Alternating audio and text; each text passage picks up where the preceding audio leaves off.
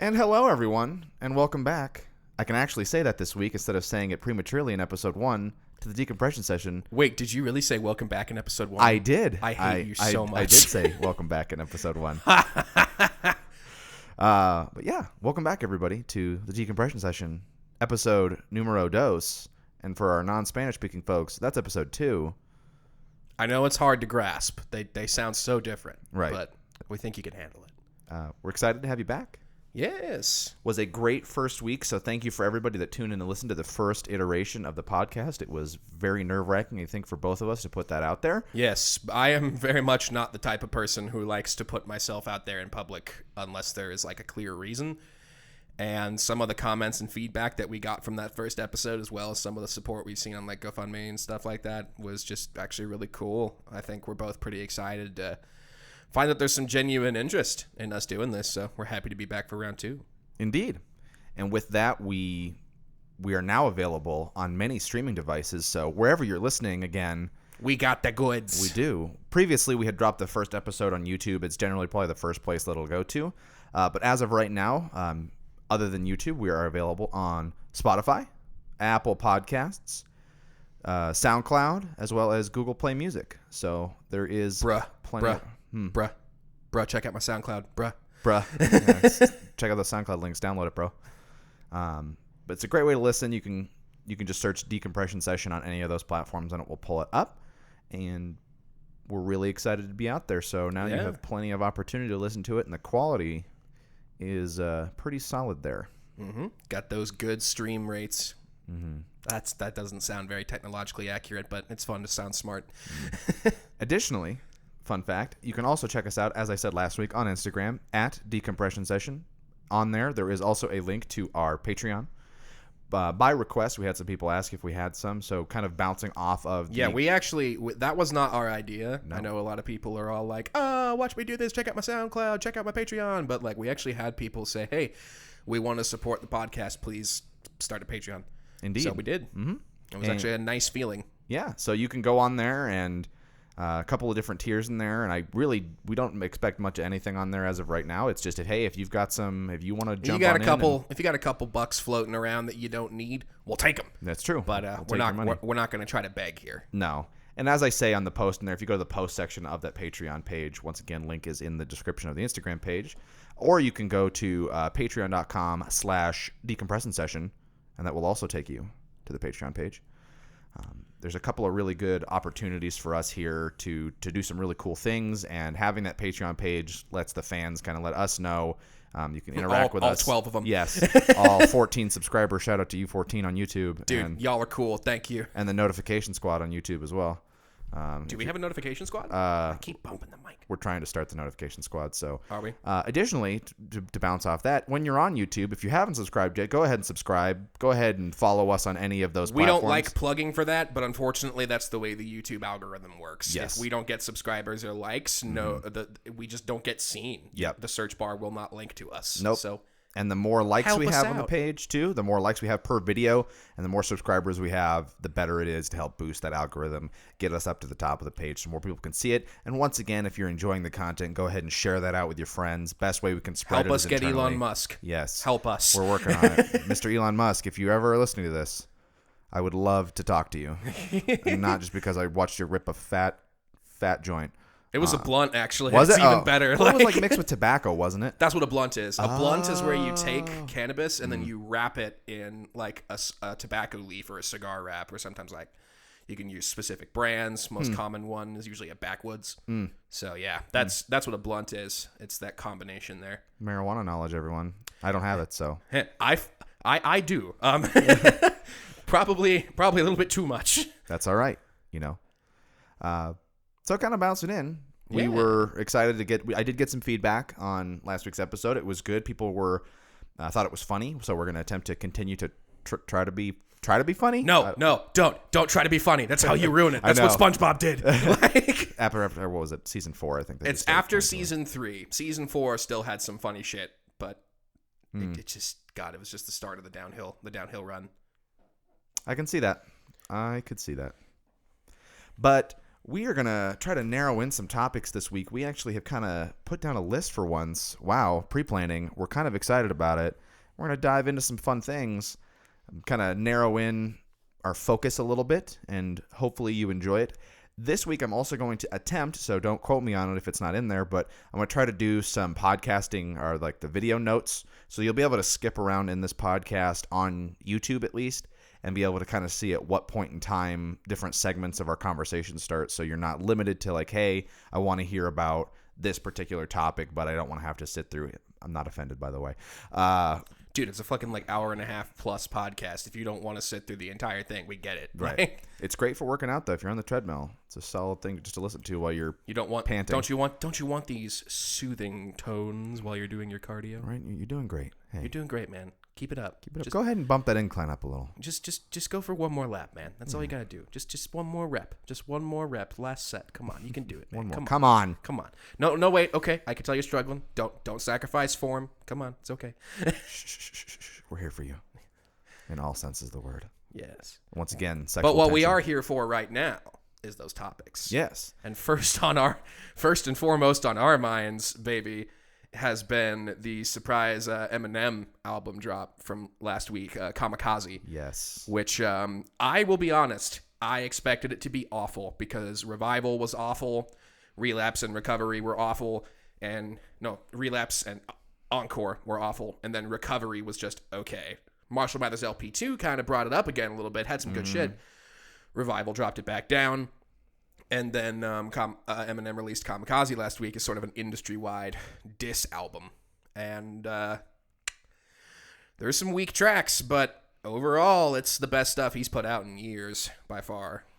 And we were having this conversation a little bit earlier as well, but you don't really see a lot of diss tracky, like really good diss track albums anymore. You see a lot of diss tracks that just get put out. You'll see beef, but it's on Twitter, so like it goes away in a day. It's not this whole album that he's put out to just call. I mean, he called out a bunch of people. Yeah, dude. And by name. I will admit, not all of them were fully tasteful. Like calling Tyler the Creator a certain homophobic slur that I should not repeat because I don't want to have that word touch my lips, but him calling him that was pretty fucking tasteless because like he's Tyler the Creator, dude. He's openly cited Eminem as an influence and an inspiration, like, and they have such similar style and their flow and their vulgarity and everything. It's like, man, how you gonna fuck with someone who's a little bit of a protege to you like that? Like, I don't know. It just seemed like too intense of a diss for the nature of his and Tyler's like relationship. There was a lot of intense things that came out of that whole album, and I feel that. But that's kind of the fun with Eminem.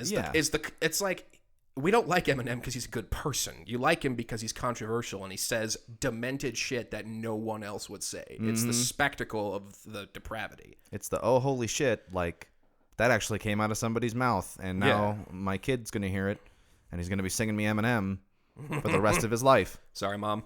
Some 9 Inch Nails through each one of my eyelids. 9 Inch Nails. Throwback to the 9 Inch Nails. Also throwback to what song is that? Hi, do you like violence? Want to stick on? Isn't that the Real Slim Shady? That's not the name of the song though.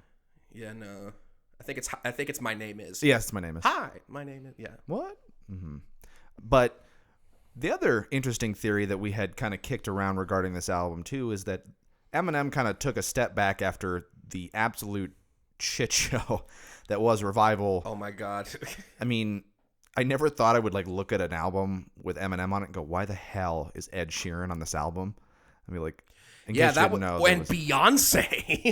Like, these were not questions I wanted to ever have to ask. No, and I get that he was trying to kind of push a different lyrical or a different style out there that was different than what he had put out before, but it just fell really flat. He had grade A features for pop. He didn't have grade A rap features. And it's a fucking rap album. Like, get some rappers on there. You're Eminem. Anyone would bend over backwards to be on a track with you. Like, and you can't think that his network of talking to people is like how many people he could just reach out and be like, hey, you want to be on this album? And be like, oh yeah. I mean, like, did you see like Hobson's fucking like Snapchat that he made listening to the track, and he was just like, oh my god, Eminem fucking dissed me. Like, If that's how someone reacts to getting shit on, imagine how they would react to, yo, put a verse on this for me. Right. Yes, sir, Mr. Nems. Like, Mr. Mathers, I would love to put a beat on your track. yeah. I'm really excited to be here, sir. Granted, I don't really think that he's going to be getting any offers from Lil Pump or anything anytime soon after how much he shit on mumble rap. Like, which was kind of interesting that he acknowledged them, which I think is good too. It I wasn't think he that acknowledged some of them. Like, he did acknowledge Lil Yachty. He's like, not even, I think his line was, not even dissing, it just ain't for me. Maybe Stan isn't your cup of tea. But back to the theory of the importance of this album. Yes. Is Eminem saw the ever-growing change that is the rap genre as a whole. And he also saw the large body of criticism that was being levied at him for not keeping up with the times. That by putting out an album like this out of the blue that directly 2016 Beyonce style, funny enough. I guess he must have learned something from her during Walk on Water. Yeah, they it kind of came out of nowhere, and it was like I didn't believe it when I saw it, but by calling out the artists directly, you force the artist to come back with their best kind of verse back at you. Like they have to put It's their step up A or step game down. Yep. It's your A game. Like that forces change. That's how hip hop is, man. It's the law of the battlefield. Like, And in doing so, he's called out a lot of these people that have gone under that have been criticized as corrupting the genre, or kind of the whole mumble rap scene. I mean, it like blew up in the past year, and I can't stand it. I don't like it. I love it when I'm drunk. Like, I love it when I'm at a party and I just want some kind of background noise, something that's just going to be entertaining, got a good beat, fun to dance to. If I'm going out and, having a party, I don't need to listen to bars. Like, because you're like, I'm too intoxicated for this. yeah, I'm not going to catch all your holy shit spherical, lyrical, individual shit. Like, I'm not going to catch that if I'm hammered. Like, just turn on some Future, please. That's like, fine. Right. But I'm excited to see a lot of the diss tracks that come back, or the music that that's comes what I want to see back. Dude. And because we're going to get the boys separated from the men real quick. Because back in the day, it used to be that if Eminem shit on you, you were kind of toast. Like, that man buried you, and he could bury your career if he wanted to. Sorry, Nick Cannon. Yeah, he would put you down hard, and now while he's still excellent, the thing is, he's not the only competitor anymore. Nope. J. Cole, Kendrick Lamar, Royce da 5'9", and Joyner Lucas, who he had on the album. Mm-hmm. Like, God, I don't know. Like, all you guys out there, I don't know if you've listened to much Royce da 5'9", but if you're into hip-hop, fucking do it. He is such an underrated gem, man. He's so good. I love Royce da 5'9". I'm gonna have to give it a check. I have not heard it. So he had a hook. God, it wasn't on Fall. That was the one with Bon Iver. There's a track on Kamikaze that Royce da 5'9" had a feature verse on, and he absolutely killed it. It was so good. I thoroughly enjoyed the Joyner Lucas track. Oh, dude. Lucky You. Yep. Mm-hmm. I just love that track in general. The beat on it was awesome. The hook, the ya gotta move. Like, it was just so catchy and punchy. This whole album just really shows you, like, what you were talking about with getting rappers to bring out their best to counter what Eminem's done here. I think another thing about it that's awesome is that you have... Oh, God, where was I going with this? Oh, yeah. You also have a demonstration in this album of what the trap sound can be when you put a serious MC behind it. Because the heavy bass, the grungy rhythms, the triplet flows, the 808 drums, which are fucking everywhere now to the point where even Ariana Grande uses them. Like, those trap signature sounds can be so interesting, and they can make a really unique, like, sonic landscape. But when you have a trash rapper on top of it, it just becomes dumb party music as opposed to the next step in hip-hop. Mm-hmm. Whereas when you put a talented MC with actual lyrical content on those flows, you realize, wow, this is actually a gangster fucking sound, and I dig this. And so I think that having a lot of these literal children, like Lil Pump's fucking 17, like, go do your biology homework, dude. But, like, having all these literal kids see this, I think is going to be amazing for their work ethic. I don't want them to change their style. I don't want them to try to be Eminem. But it's going to be cool to see if they can step up their game as a result of, this challenge that has been issued to them. I would have to agree with you.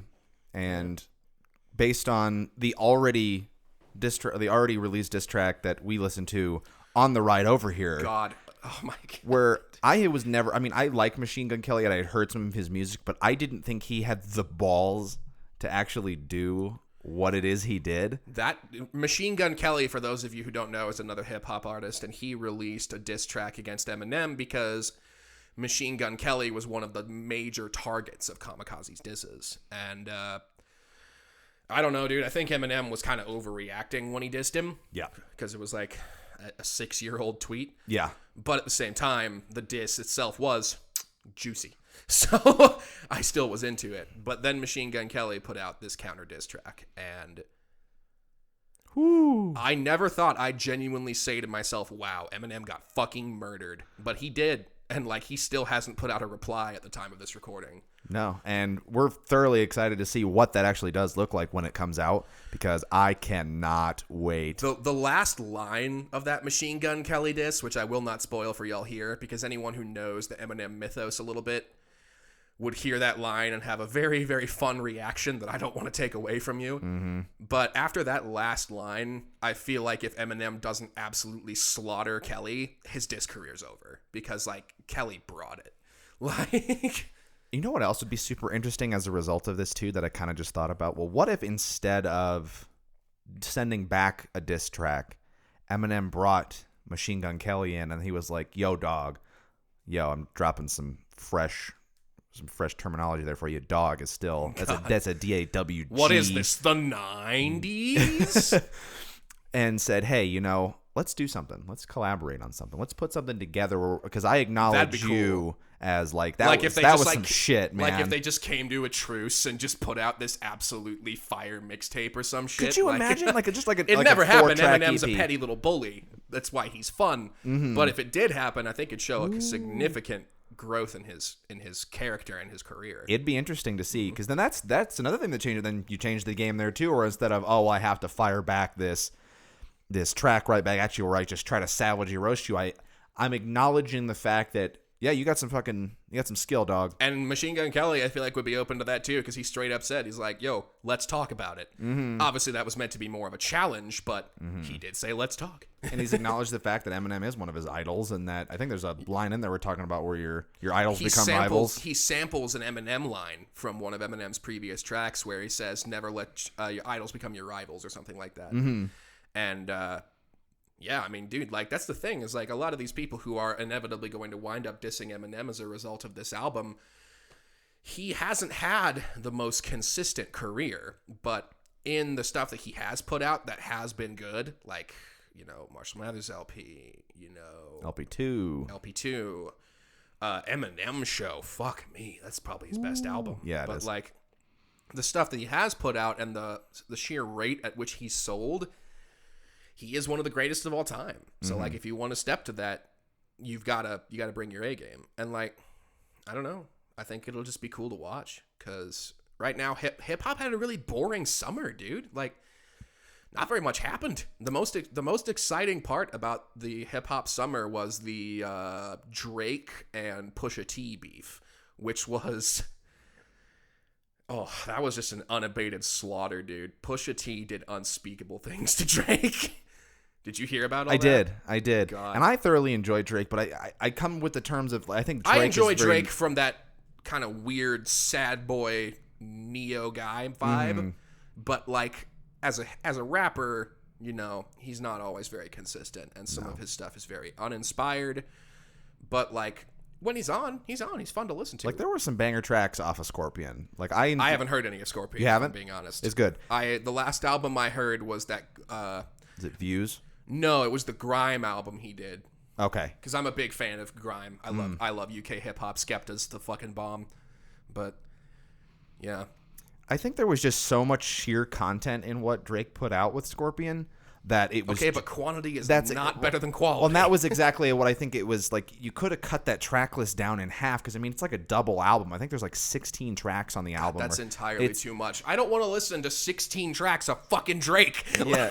Well, and some of them are really good, and they have really good features. Like, there's I think it's called Talk Up is one. I think it's probably my favorite one off the album. Talk Up, where it's got like a surprise Jay-Z appearance in it. Like, he is not listed. Now that is some cred. Yeah. That's fucking cool. And it's just like the beat on that song is just so like, It's a very Jay-Z song, which I kind of enjoy. Like it's that spin on it where it's got that old kind of that bass drop beat in the back and stuff, and it's just a lot of like that boom bap. Yeah. And then on the other hand, there are songs in there that I just didn't care for. They're too poppy, they're appealing, which is good for him. Like he appeals to such a huge mainstream audience that he's huge. I can't go on Instagram without seeing one white girl on my feed putting a Drake like lyric as a caption to a photo. And if you do this, please stop doing it. You're not original. You're the fourth one I've seen in the past 20 minutes. And just God. But I guess you are important when it's your there's a different rap lyric, and I don't even know who the artist is, but it talks about like when your quotes become statuses. That's like how like that's who the baddest is and stuff like that. And which is valid. Like that guy sells an astronomical amount of music and just puts out so much. I loved the Eminem diss on Kamikaze about Drake that goes with that exact reason. The line was, so you sold 10 million. He said, so you sold 10 million albums, eh? Only problem is you put out 10 million albums, eh? Like, he's not wrong. Yeah. And so, granted, there are a lot of really good tracks on Scorpion. I'm not trying to shit on Drake. I'm not gonna argue with that because No. it would be disingenuous. I haven't heard the album. But then at the same token, because there's so much quantity, there's more. I think you have more margin for error as well. Where these are kind of these are kind of ideal. I don't know. I've never had a double album where I've like listened to it and been like, that whole album was insane. Like it was so from start to finish that was great. Other than maybe like Stone Sour's House of Golden Bones. Let me find Part it. 1 and 2. It's on my Spotify. There's this album that where is it? So for those playing the home game, Kyle is currently looking on his Spotify. Big Crit. Do you know who Big Crit is? I have no idea who that is. He's a rapper and he's amazing. He doesn't get nearly enough attention. He put out an album either last year or the year before called Forever is a Mighty Long Time, which was this huge epic double album. Every single track on that fucking album is gold. It is a 9 out of 10 for me. Wow. And like, so there can be good double albums, but like what makes a double album good is when you have the chops to stretch amazing songwriting across like 2 whole albums worth of tracks. And right. Well, I think Drake writes great pop. I don't think he has that kind of clout. No. And when you feature people like Ariana Grande in your songs, okay, you know what? I'm gonna out myself a little bit here. I like Ariana Grande quite a bit. She has such a good voice. And especially her new album is actually pretty decent. I'm trying to think, what is it called? Also, everyone who came here to listen to us talk about gangster rap is now going unsubscribe. Like, and hey, if you got to be okay. I'm sorry for all the coughing off mic, everybody. My throat's a little shredded. You need some water? No, I'm okay. Thanks, Dad. Okay, it's all right, son. I'm here for you. Thanks, again. Dad. But I think there's an important thing we can talk about too. Is don't be afraid. I think a lot of people like to just shit on music for the sake of shitting on music. Well, to be because like, it's a meme. Yeah, fucking Ariana Grande sucks. And I'm like, that woman has got more talent in like her finger than half of. Obviously, I wouldn't call her a genius songwriter or everything. We all know that pop songs are written by the same 2 fucking people in some New York studio somewhere. But like, when you are looking at popular music, what you are looking for is the talent of the person who is performing the music, when all the music is sort of standardized the way it is now, which I have a problem with. I don't like how homogenous pop has become. But when you have that homogeneity, the only thing that you have to look at in terms of what you think is quality art is the artist, the person who's performing it themselves. It kind of narrows the criteria. Mm-hmm. And as far as vocals, like Ariana Grande, Kalani, Kalani kills it. Yeah, she does so good. And then there are some vocalists out there right now that I just love to listen to. Dude, Khaled blows my mind. Khaled? So you haven't heard Khaled? Are you talking about Khalid? DJ Khaled? Because I'm about to shit on you so hard. No. That's the confusion. There's actually, I don't know if it's Khalid or Khaled. I think it's Khaled, but because it's the same thing. It's without has he the been DJ. on any tracks I would know? That Love Lies song. I think that's got Kalani on it. If not, I don't know that I've heard we're gonna that. fucking listen to that after this. Because, okay. Or Location. That's another really good song. I don't know that I've heard any of this guy. Dude, you'll love him. He has got just I love Jeremiah, phenomenal set of just the man puts out phenomenal work, and he's putting out consistently, which makes it even better. And he just did a feature track called East Side with Halsey, who I also thoroughly enjoy. I love Halsey's voice, but she is just such a fucking piece of shit human being. Like, she is always stirring up drama. She's always saying really incriminating, hateful things about other stars when no questions about that star were asked. Like, you can tell she just wanted an excuse to shit on this person on TV. Like, I love Halsey as a performer, but she is a pure case of I've got to separate the artist from the art here or I'm not going to have any fun. She put on a phenomenal show. Yeah? I went and saw her back in October at the Pepsi Center. Did really well. That's the thing, man. Like, damaged people tend to be amazing showmen. Like, and I really or like, show women. And for her, I was excited because I listened to like her first. I'm a hipster here. I've heard about you fucking loser. I heard about Halsey like years ago when I don't even remember. I couldn't name you the title of her first album off the top of my head, but I remember hearing that song on like some offbeat iTunes or music radio station. You listened to it on a Zune? Like... Yeah, well, I mean, it wasn't that long ago, but I mean, it was like 3 or 4 years ago. You go back, and she was not mainstream at all. She had no songs that were really anywhere other than she had, like, to give you a perspective, she had one song that got put in the Snow White and the Huntsman trailer to give you an idea of where the fuck she was at, where she was at 4 years ago. No. Yeah, and now she put out Hopeless Fountain Kingdom, which was the last album that she did. Okay. I think it was last year. And it blew up because she's got such a unique, I'll give her that, she's got a unique sound that is undiscernible from anybody else. Like, I can hear her and go, yep, that's who that is. Okay, if like, it was right away. If it was undiscernible from everybody else, they'd sound the same. Indiscernible. Because you couldn't discern the difference. Yeah. It's that her voice is discernible. Yeah. You fucking illiterate. Yeah. This is why you should read, folks. Stay in school. Reading Rainbow. Like we didn't. Like we didn't. But we're here to try to pay for school, so send us to college, Mom. Pay for my tuition. Please. By that I mean also hit me with your car so I can see. But you did get a chance to see Halsey like live. And I did. If she did have like that same kind of power and she didn't. Person. Yep, she didn't lip sync, which is what I thoroughly expected in that. I mean, I don't. That's why I don't have any interest in seeing most pop stars live. Is because it's like I don't want to pay to see you fucking lip sync. I want to pay to see you sing, even if you're not amazing at it. She got into it, and she did some really interesting things, like the song that they did with the Chainsmokers, that Closer song, that got overplayed so much on the radio, and it's just... I have said it before, and I will say it again. The Chainsmokers make music for people who spend too much time on their phones and complain about adulting. Yeah, and it was... Like, and which the funny thing was, she acknowledged that it's overplayed. Which Did she really? Yeah, she's like, trust me, I get it. It annoys me too that they play it every third song. Because I can remember what was probably last September, because that was like the song of last summer. The 21st night? No, of September? Yeah, thank you for that. Appreciate it, that yes. groove. But she came out and did a piano acoustic version of that song. Much better.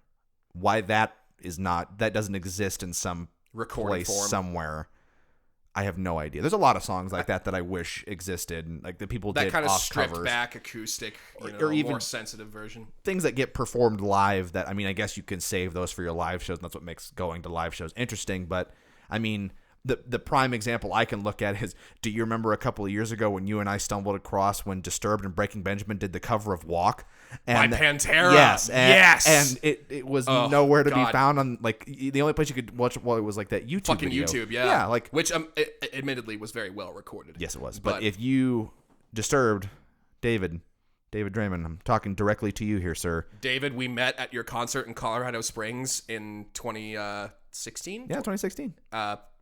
Please come on our podcast. He would be an interesting man to talk to. That guy has got some cool beliefs, and he's also had such a crazy life story, man. He's been through so much stuff. But for your new album, Evolution, coming out in October, everybody, I'm a big Disturbed fan, and so is Kyle. So we thoroughly enjoy the music Disturbed puts out. Much to the chagrin of my more hardcore metalhead friends. Fuck them. I had a very strange relationship with metal and hard rock because, like, I started with that same edgy bullshit that everyone did in our middle school years, like Linkin Park, AFI, 3 Days Grace, all that crap. Oh, 3 Days Grace.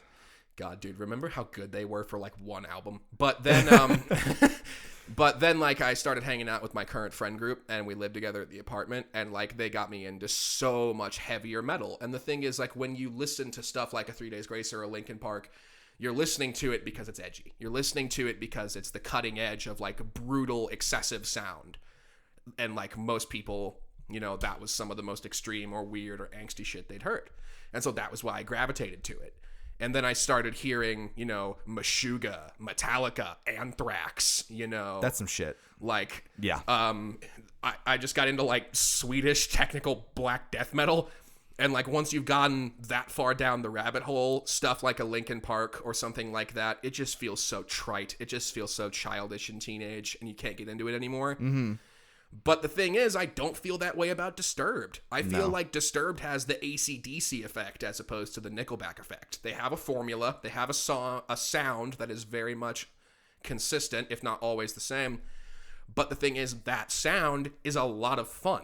And they do it very well. And they do it because they know their fans like it. And so I don't have any qualms admitting that I still get a great deal of joy out of Disturbed's music. And just like, especially... I enjoy Disturbed, even though it's got kind of a weird thing there. They have lyrically, I enjoy the lyrics that they put out. I mean, a lot of their lyrics in their brutal songs, quote unquote, like you know, indestructible. You know, a lot of it is just like rah, badass men.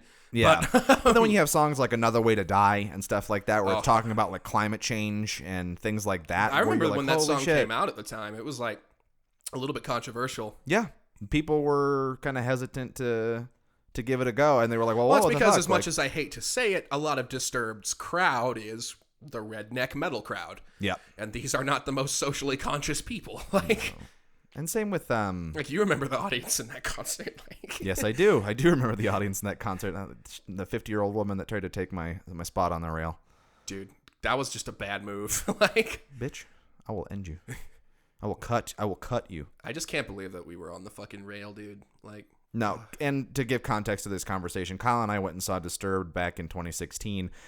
We actually drove down to Colorado Springs because we missed them at the Red Rock, or they had a Red Rock show that year. Yeah, that was where they were with Breaking Benjamin. That was a fucking travesty that we missed that. Yeah, dude, I still can't forgive myself. Could have met Chuck Liddell. Yeah. He was at the meet and greet. But they came to Colorado Springs, so we said, all right, fuck it. We drove 2 hours, and there's the other perspective for you. We are 2 hours away minimum from Colorado Springs. So we drove all the way down there, and we got VIP tickets, and we met the band. Because we were feeling stupid, and it was not exactly smart with our money. I will say I thoroughly, like, getting to meet them is cool. That was, I think...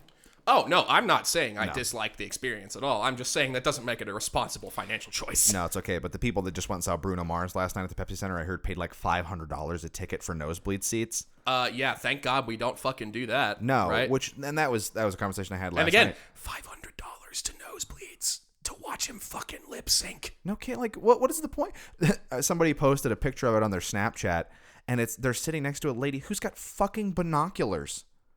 What is this, the opera? Like, I was like, what's the point? At that point in time, like, I get that you want to go see Bruno Mars, but why? You're up in a nosebleed. I don't know. Maybe people just like the stadium vibe.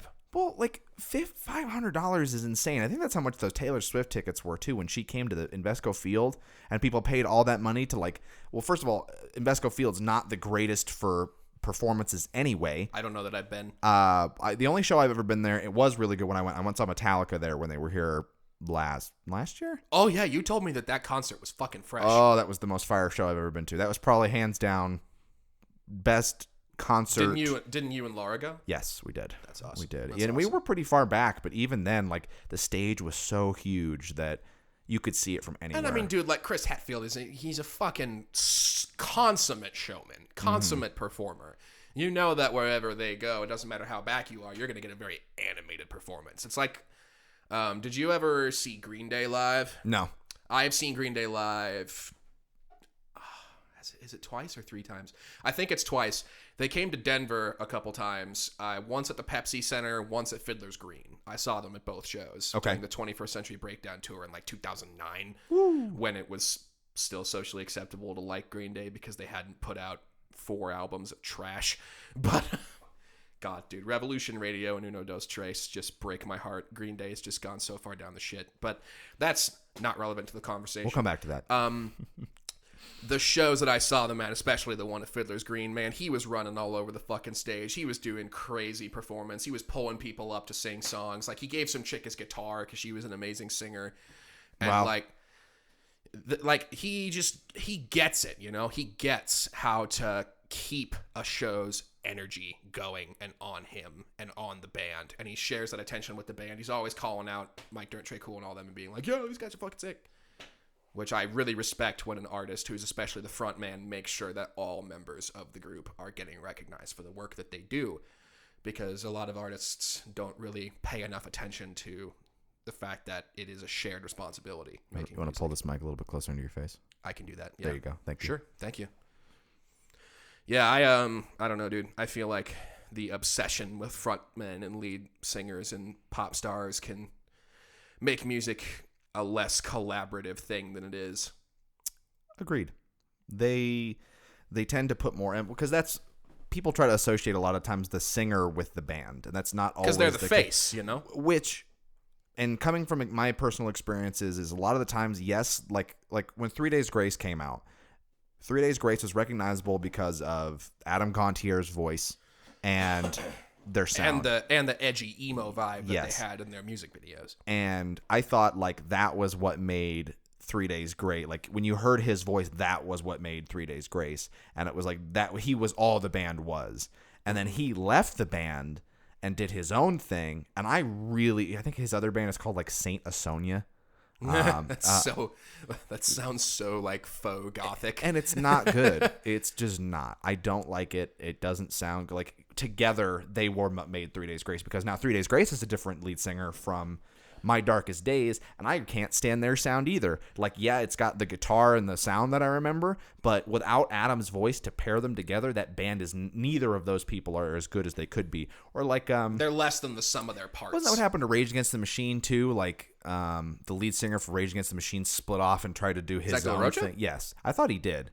Is that something? I think they all split up and did their own thing. Like, because I know that Tom Morello is still an active performer. Like, what was the Prophets of Rage? That super group. I know he was a part of that. Oh, so good. I didn't hear any of their shit actually, but I heard actually mixed reviews.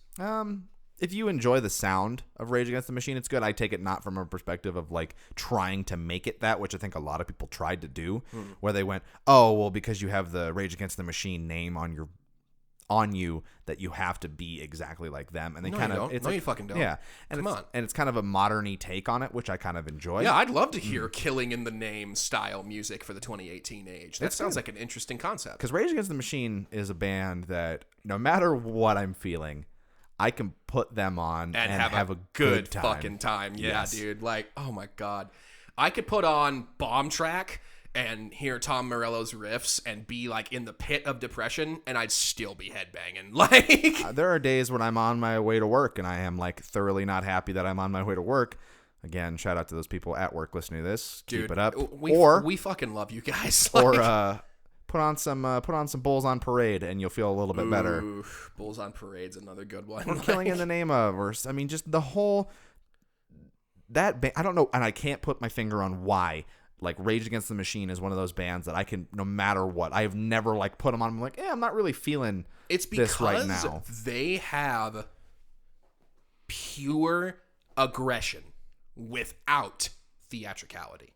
Whereas with metal music, so much of metal music is wrapped up in dramatism and in, overblown performance and in excessively dark and aggressive sounds to the point where it's like stylized. It's like the difference between a war drama and a Quentin Tarantino movie in terms of violence, like realistic versus stylized. Yep.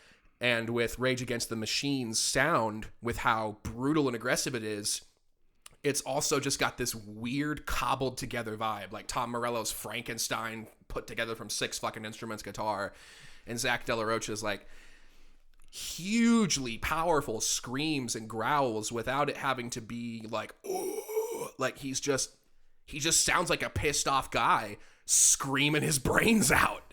And that's such a more personal and direct form of aggression than some of what you get from like technical death metal.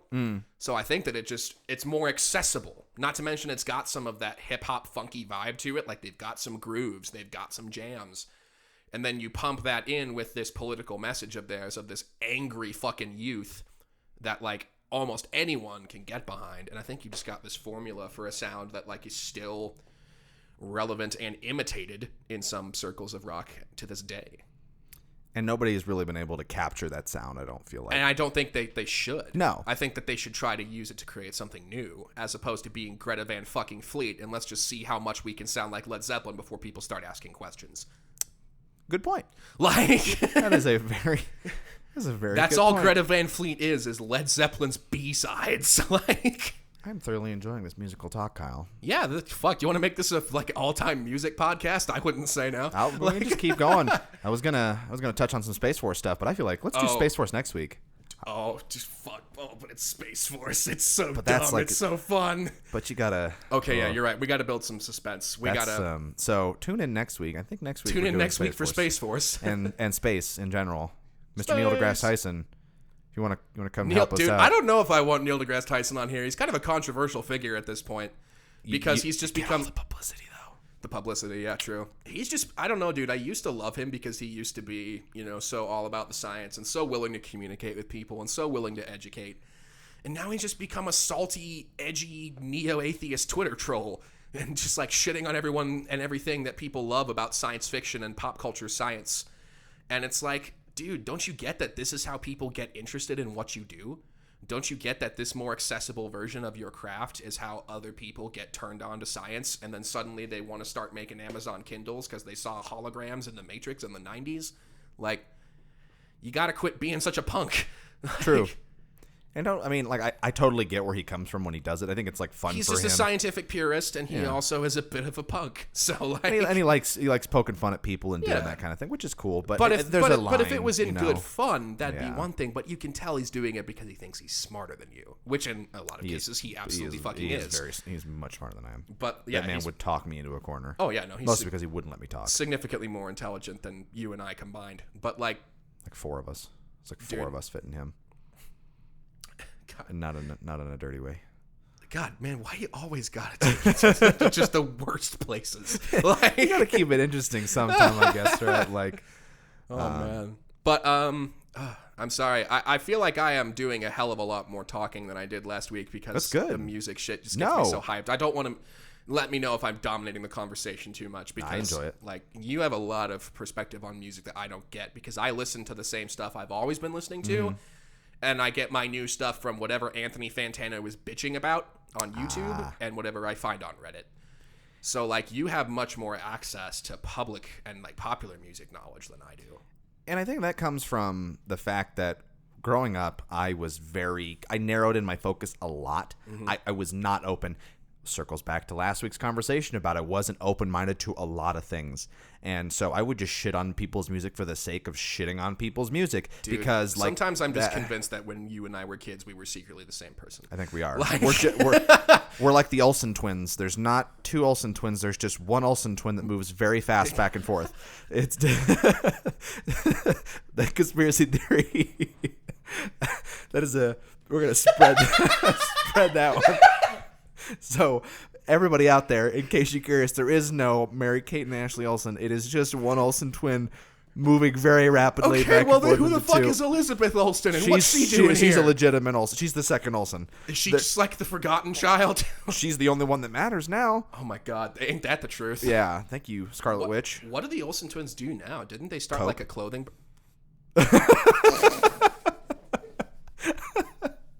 I don't know. It looks like they do a lot of drugs. I mean, I don't know if you've seen an Olsen twin lately. They are skeletons, and I think they do fashion. I don't. Does anybody care? I was go going ahead to and put say, in the I think they have a clothing brand. If anybody knows, go ahead and put that in the comments below and enlighten me as to what the Olsen twins are up to. That was just a 1-2 punch of belly laughs that you just pulled out of me. Nice work. You're so welcome. I'm here to deliver, and I hope everybody else enjoyed that as well. Oh my god. Yeah, so That go was ahead funny. and hashtag only one Olsen. Dude, if that gets trending, I will fucking kill you. Like, I will sacrifice you to the gods of social media.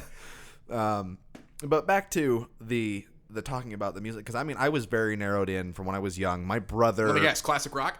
I was classic rock because my mom is probably. Same. My mom is the biggest audio and music file on the planet. Interesting. She's got hundreds of vinyls. Your mom seems like she's definitely a fanboy of whatever she gets into. Oh, like, I've seen her Stephen King collection. She loves everything. Like, if you look at, hello, Mom, by the way. I know you're listening to this. I hope you're doing great. I love you.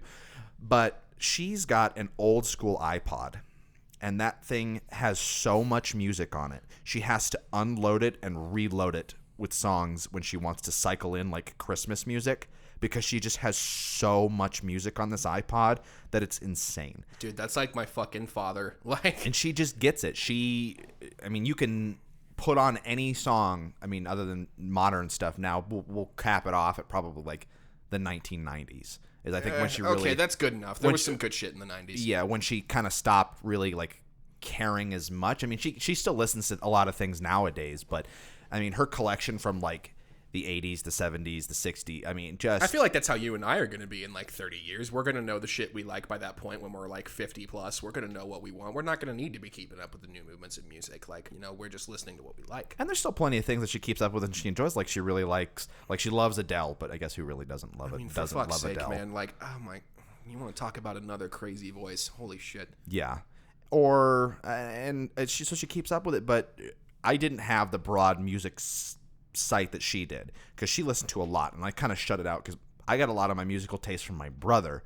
My brother brought me in very early to like the hard rock new metal scene when it was coming on in the 2000s. New metal. Yeah, like oh my God. Like when the Sickness dropped in 2000 or 2001. I'm like, I'm gonna age myself for you. I'm about 5 years old, 6 years old. I think we're both about that age. And I was listening to that stuff playing the original Xbox. Like, do you remember the crazy, like, color light show that you could set on the original Xbox and put in, like, CDs? Yes. Yeah. Yes, I do. Yeah. Nick, I hate to break it to you, buddy. You're fucking old. Yeah. Like. So, that was what I got really into. And that whole scene, I was like, because I had his iPod when he went on deployments. He would leave music or CDs for me, and so a lot of that stuff was like Tool or like Mudvayne. There's a band that you haven't heard in a while. Mudvayne. Yeah. Wow. There's some. No, I'm talking hell yeah. Like I'm talking like old school Mudvayne, which now I really want to go listen to in the car.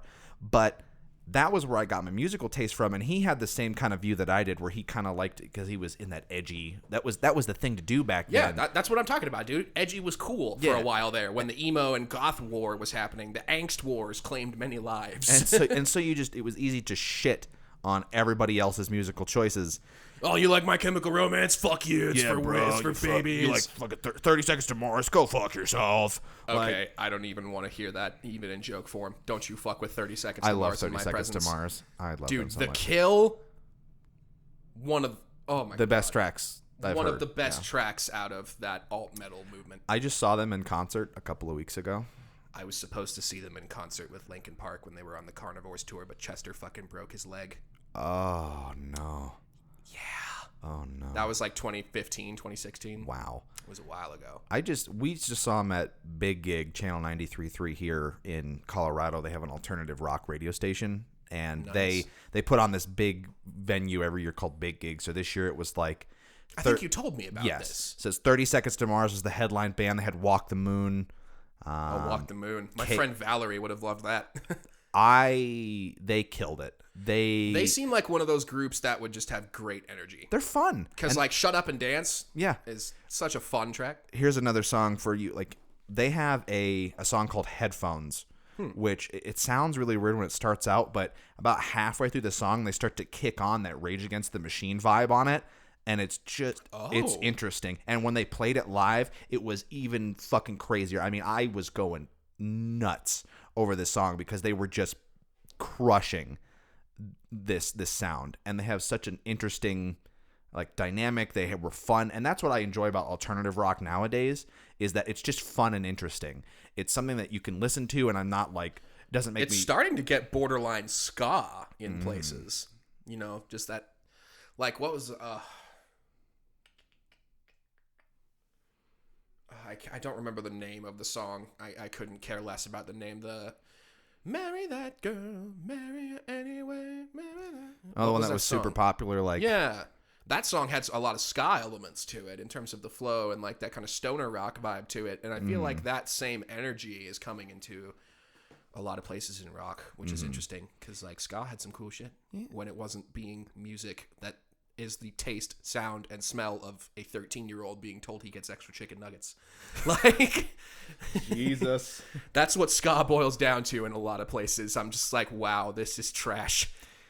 And then you hear 311 and like Slightly Stupid and like you're like, oh, okay, this can be really good. Yeah.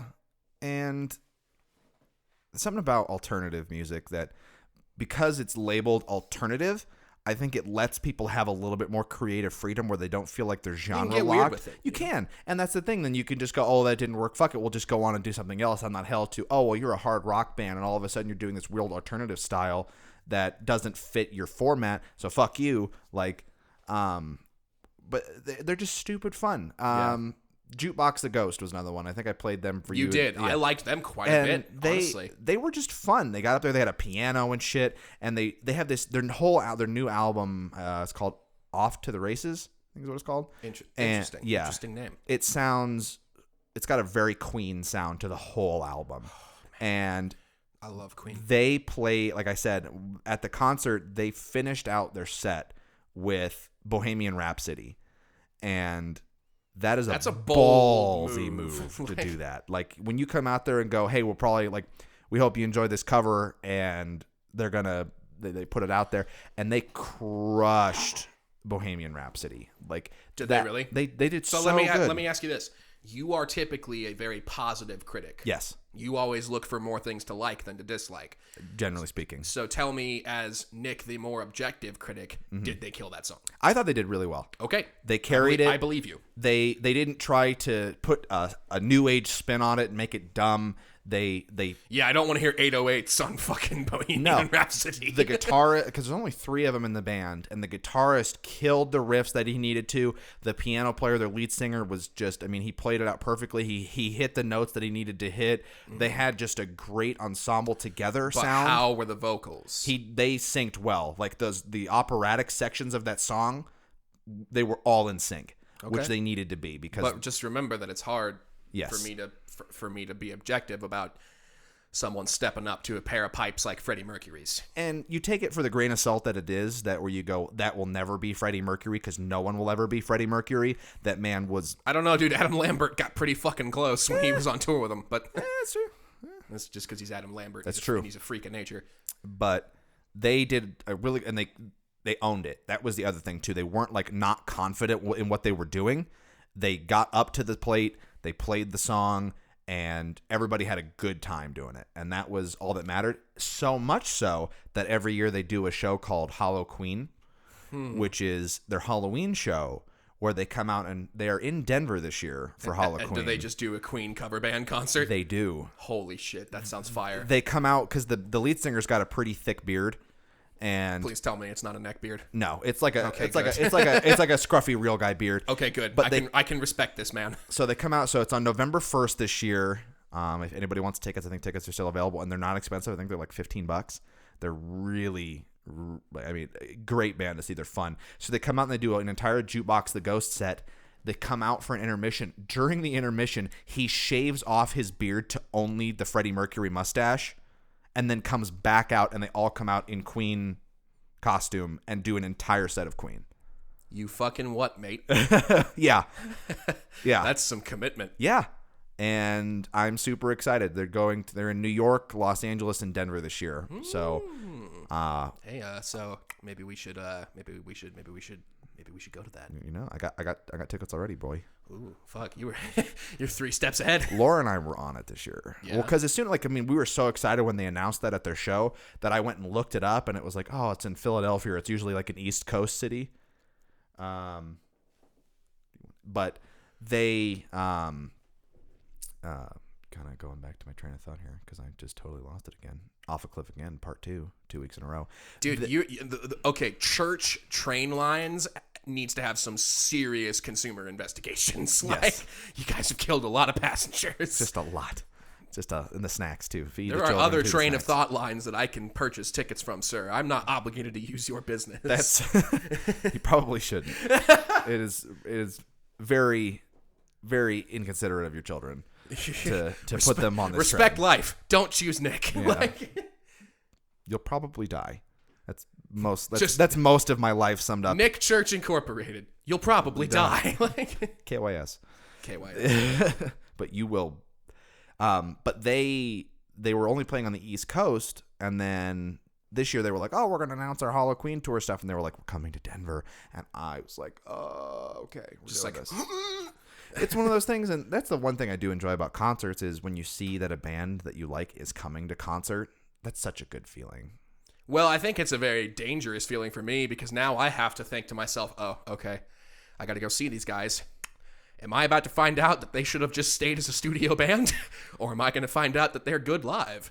Here's the question. And I go into it with I'm still sticking with I'm a more positive than negative person.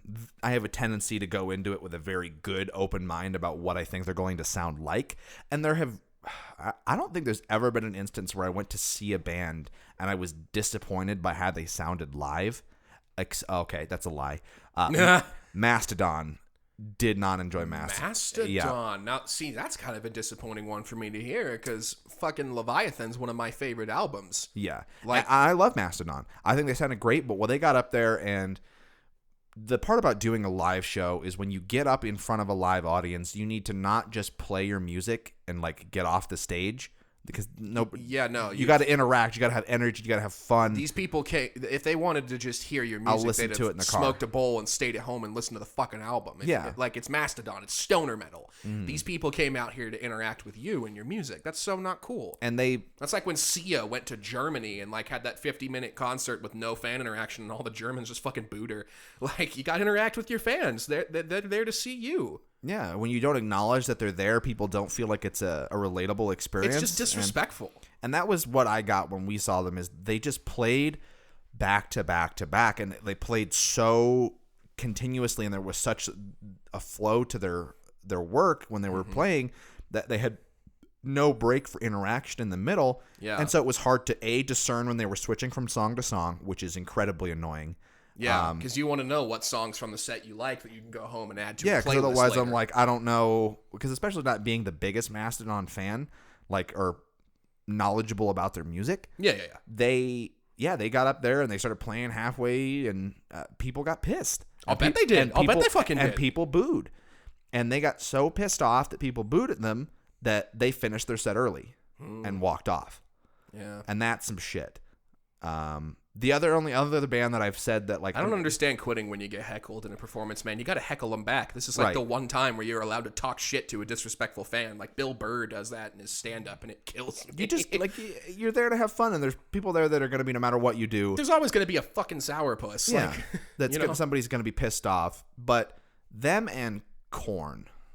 I saw Korn live. That doesn't surprise twice. me. That doesn't surprise me. Korn has had a very, very they have 1-2 good albums. They just try too hard. They try. That's God. Okay. All right.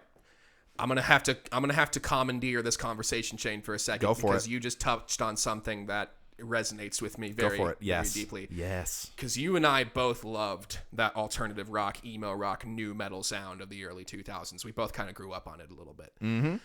And I feel like you and I had a misleading experience with it because we were listening to the same 1 or 2 albums from the same 3 or 4 artists. The thing about new metal is when you go back and listen to the bulk of those artists' rest of their career, they suck. Because new metal was only good for about 1 or 2 years. There was a period there where it was just crazy, like Slipknot's Iowa, Linkin Park's Hybrid Theory, which, fuck you, is the one album of theirs that still holds up to this day. Mm-hmm. Everything else is not good anymore for the reasons I discussed earlier, but Hybrid Theory is still good. You got Iowa, you got Hybrid Theory, you got Tool, you got Korn, you got fucking so many groups coming out with this weird new rap rock fusion. And for like a year or two when it was fresh and it was new and they were being creative with it, they made some absolutely brutal shit. Like Slipknot's Iowa. Is that the one that has Pulse of the Maggots on it? I think it has Pulse of the Maggots on it. Early Slipknot, dude. Pulse of the Maggots, Wait and Bleed. But yeah, like, and then the thing is, like, they just tried to go too hard in just these weird, terrible directions with it. The rap part of nu metal was the arguably least important part. What was fun was the industrial hip hop instrumentation mixed with heavy metal rock instrumentation. Like, but people tried to focus on being metal MCs, and it was just trashy. And like, I don't know, dude. I think that's the reason that nu metal isn't really around anymore. Like, and I think that that's part of why a group like Korn doesn't probably have that interesting of a live sound, because like they've just run out of creativity, you know? And whereas Tool still going strong, they're about to come out with a new album. That's going to be fucking incredible. Ever comes out. They're actively... It's like Half-Life 3. No, they came out on social media and said that they're in the studio working on it. So I'm excited to see what they do, because I'm waiting. I have always loved Tool's sound. Tool is a unique one. But going back to Korn... Yeah, thank you for letting me interrupt you so hard there. That's good. That was kind of along the lines of what I was talking about, where they had that... They had captured this really good moment in their career. Lightning in a bottle. And that was... You need to embrace it and then move on, because you realize that it doesn't matter anymore, and you cannot try. But then at the same token, you can't try too hard to be modern. Like, you can't push it too much. And the reason I bring that up is Korn's, not this last album, but the previous album before it, where they had like dubstep in the album. Yeah. Well, I get that the only reason it's even on that album is because they were trying to ride the gravy train of the popularity that was like Skrillex and Excision when that scene blew up, and they went, holy shit, we can appeal to a mass set of audiences if we just dump this into our track. And it sounded cool, but it wasn't. You can't. There's nothing, you can't sustain it, because dubstep and that's what's is ultimately the most important with a band that's been around for as many years as Korn has, is sustainability. How long can you keep this sound going? Right. Whereas when we talked about Disturbed has a consistent sound that I know what I'm going to get from album to album. Maybe not on this album because they're calling it Evolution, kind of edgy. True. We don't know what it's going to be, but I'm excited. But then they do push the boundary in a good way, like the Sound of Silence cover that they did on Immortalized is probably one of the best like a cover version of a song I've heard in ages. Which is funny, because it's like, I agree with you. It's the like, polar opposite of what the original song is. Yeah, by all rights, I should fucking hate that cover of Sound of Silence, because it completely kills everything that made the original song good. The subtlety, the quiet, the calm. But something about the way they paired those lyrics with the intensity of the orchestral version, like, it could have gone wrong in so many different ways. But instead it became like, what, fucking quadruple mega platinum selling hit? Yeah, like, I think it went platinum twice. Yeah, because like, it's just a good-ass As a song, single. dude. Just a good-ass song. And there was the idea that you take something that's familiar, you do something new with it, but you keep the core and the resonance there. But sort of like what The Force Awakens tried to set up before The Last Jedi ruined everything. That's a whole other can of worms. Yeah, I was going to say, you want to piss off half the internet. The Last Jedi sucks. Fight me. Well, and a lot of people aren't going to fight you on that one. I think that animal is dead, and I can't wait to see how J.J. Abrams has to scrape together a plot to try to He's going to have to like cobble together the dried up bones of this long beaten to death horse and try to make it race ready. Like, and they're still going to give Rian Johnson a trilogy. No, they aren't. I'm pretty sure that got canceled. Did it? Mm-hmm. I know they canceled all of the solo spin-off movies because... I'm pretty sure they also canceled Rian Johnson's trilogy. I saw that on a news link, but it could have been fake news. So I should look into it. There was you know what? I'll just Google it. There's a Jon Favreau show coming out. Jon Favreau. Jon Favreau's doing a Star Wars show. Now, you know what? I feel like that would work really well, because Jon Favreau has that sort of, not quite innocent, but like, what's the word I'm looking for? Anarchic, sort of like fun, irreverent, swashbuckling vibe. Yeah. That, like what he had with Iron Man, for example. Because that's still one of the best MCU films. I haven't seen it in so many years, and I feel like I should, because everyone just says it's one of the best, and I remember it being that way, but I'm worried it doesn't hold up. It does. Okay, good. I've gone back and watched it many times. Excellent. I need to do the same. But with what was I just talking about? We're talking about Jon Favreau. Jon Favreau, yeah. That swashbuckling, high-action energy, lighthearted, that's the word I was looking for, lighthearted vibe of his films is what made episodes 4, 5, and 6 so good. They were space opera mixed with, adventure pirate movies and samurai films just in space, because George Lucas like stole from so many different influences and made these weird, fun, crazy mashup movies with a sci-fi blend that for some reason turned into a goddamn phenomenon. And I feel like Jon Favreau would be able to capture that original energy very well. And they are fun. They're putting a lot of money into that series. Well, I mean, it's not like they fucking can't. They're Disney. Yeah, that's They've got true. more money than Jesus. Didn't Jesus not have any money, Kyle? Come on. He had wealth in spirit. That's the line right there. Jesus, on the other hand, he's got a lot of money. Jesus makes amazing money. But the only thing I don't like about it is they're doing the same thing that I feel that Star Wars is doing that I don't like, that they're taking a timeline and they're milking a particular timeline to death. And I think this series takes place immediately after episode 6. I'm like, do we really need another fill in the blank from episode 6 to 7? Do some Old Republic shit, man. Well, when Rian Johnson got his trilogy, I had put money on a KOTOR. Like, that's a Knights of the Old Republic. Anybody that doesn't know who that is, and if you're not hip enough to know what Knights of the Old Republic is, go ahead, give it a Google. It's probably one of the best Star Wars game franchises and lore aspects of the series they could possibly touch on. Like, don't get me wrong, I talk about Star Wars enthusiastically, but I am not a diehard Star Wars fan. So, like, I don't know much about the extended universe beyond what I've done from just wiki diving. That being said, I got into Knights of the Old Republic potentially harder than I did the films themselves. Because it's such an interesting story. And it's a time that's not explored. For those of you who don't know, Knights of the Old Republic, the game came out in the early 2000s. There was a sequel, which is okay, but it takes a lot of liberties that didn't work very well.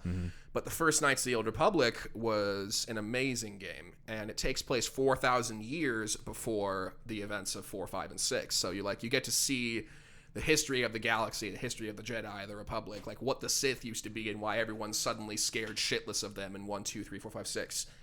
And it just did it really effectively, and you got to like create your own character. Like, it was cool. And it was made by BioWare, the company that Mass Effect was cool for 3 games, and then they made Andromeda, and I lost all respect for them.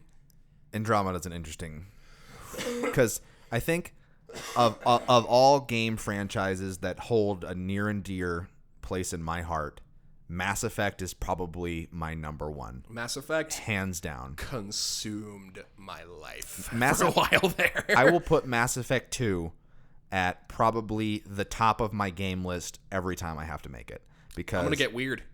I prefer Mass Effect 1. That's fine. It's because more RPG. Not even just that, but some of the story beats and story elements in Mass Effect 1 got me good. Like when you have to go to Ilum, the ice planet, and like you have to like run around on top of that Arctic facility and like try not to freeze to death. I remember like I had just discovered Tech 9 at that point, so I was just listening to Tech 9's Psychology 101 and bumping it while I was playing Mass Effect 1. And like I will always associate Tech 9's Psychology 101 with the Ilum level on Mass Effect 1 now. That's the beauty of music too. You can build so many great associations with things. Like, I associate the entire Sickness album with Halo 1. With Halo Combat Evolved. That is an excellent association. Like, Halo Combat Evolved and the Sickness. Like, I can hear... Halo Combat Evolved is I think it's one of the best first-person shooters ever made. Was Dry Gulch the map that they... Blood Gulch. Blood Gulch, because Dry Gulch was the second one, right? Or the one in Halo 2. I think Dry Gulch is a Mario level. I think you're right. But Blood Gulch, like, I can hear the game as I play, like... as I shoot magnum shots in Halo 1. God. Like, the fucking... I just can't believe how overpowered the programmers made the basic sidearm weapon. Like, you could two-shot the most powerful enemies in the game. Great game. All around. Still, I will hold up Halo is one of the... Halo Combat Evolved set the standard for what a first-person shooter could do. Play the remaster. It's great. I like it. The graphical upgrade is significant. And the gameplay stayed the same. And the best feature, like, the coolest part about that game, too, is the ability to toggle back and forth. I don't know if you know you could do that. Yes, and the Halo Combat Evolved Anniversary Edition, they have where you can switch between the old and new graphics. And I will say one thing. I think the older graphics work better on Stage 6, where the Flood are introduced. Because the remastered version made it too bright. It made it too, easy to see in the swamp. Part of what made that level so terrifying was, like, how obscured your vision was and how like moody and atmospheric that part of the game was before suddenly you're just like, it's a fucking flood, and it genuinely scared you. The flood haunted me for a long time. Dude, the as a kid. flood scared the shit out of me. God! They're still one of the consistent enemies in a video game. It's because they remind me the heebie-jeebies. It's because they remind me of fungus and like parasitic infections like that gross me the fuck out. It is a deep, visceral reaction of disgust. Like the flood levels in Halo 3, like where you go to like their hives, like in the ship and stuff, like and they destroy. And there's just like all these pustules everywhere, and you're like, I just want to fucking gag. Like it's gross, and I think Halo got so pretentious and so new age sci-fi with its storytelling near the end, but I will be lying if I didn't have a fun time throughout the entirety of Halo Reach and Halo 1, 2, 3. Halo Reach was phenomenal. Just because, like, God, that final level is still such a gut punch. And they ended it so perfectly. That was like when Bungie said they have to do a swan song to this franchise that they've loved. They did a fucking like 6 foot solid diamond swan like that could still fly. And it was great. And then like I got so excited when 343 Industries, and to people that, to give you a little backstory, the people that don't necessarily know Halo or you don't really care about video games, it's cool. You can skip over this section. Yeah, but like, just so you know, we aren't talking about some no-name game here. Even if you don't know video games, I guarantee you've heard of Halo. It was one of the most influential franchises of the last 2 decades. Everybody at least knows who them. Like, you can look at the Master Chief and at least recognize that character from something. Like, he is someone you've seen. He's an icon, dude. But Bungie was the game developer behind the first 5 Halo games. So they had Halo 1, 2, 3, Halo 3D, ODST, and then Reach. And they put so much all of those games are phenomenal games. Even like ODST, which was probably the lowest. ODST has a lot more problems than the other 4. But it took an interesting spin on it, and it worked in a way that it was enough that it was interesting. Also, all that smooth jazz. To feed me. Yes, the smooth jazz of New Mombasa. Wow, I'm glad I remembered that name. Dude, Woo! New Mombasa. That sounds like an Overwatch level. Does. We'll touch on Overwatch another time because that's another fun game. But they put all of this work into this wonderful franchise, and then they wrapped it up with a prequel game called Halo Reach that captured all it. It captures like the 48 to like maybe 72 hours immediately preceding the first entry in the series. So it's like right before the main event prequel. And the first Halo game came out in 2000 or 2001. Probably worth a Google. Yeah, so early 2000s, this game comes out, and it changed the landscape of first-person shooters forever. Because it made them not suck. Yeah, because before that, I mean, what you had, like, GoldenEye on 64. The best that you had was Doom, the original OG Doom. Like, everything else just wasn't really competitive enough. Well, people remember GoldenEye very fondly, but if you go back and play it, it's almost unplayable, especially on the 64. That's true.